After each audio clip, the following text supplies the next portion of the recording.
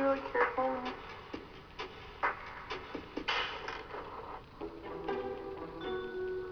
Oops. I heard this snap and turned over, and Fred had broken this freaking iguana's tail off. Daniel was gonna flip out.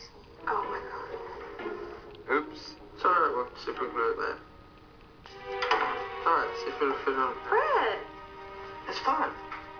Okay, are you gonna tell Daniel? Because I'm sure as hell not. Yeah, I will.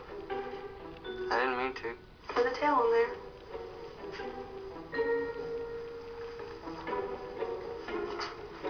Do you want to fix it? Yeah, I want you to fix it. I want you to fix it before Daniel gets here.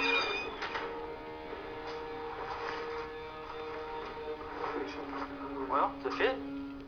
Uh-oh. Are you kidding me? Why are you grinning like something's funny? You broke the tail off? Dang it. I pushed down on that and pulled up on this and it broke. Well, imagine that. I sent Fred and Dixie to do something, and they broke it on the day that I'm going to deliver it. Gee, one thing is another.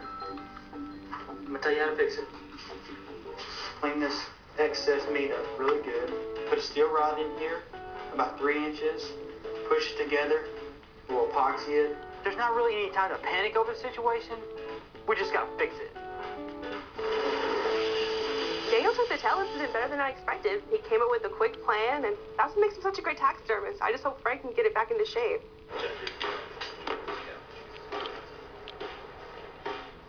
That wire will just make it stronger anyway. It'll keep it from breaking later.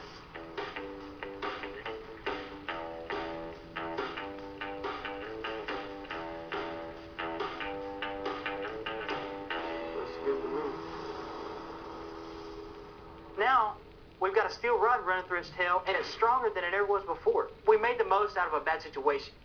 Sorry for breaking the tail, bud. I really didn't mean to. I know you didn't mean to. You just got to be careful. Just keep in mind that they're fragile. I didn't think it'd be that fragile.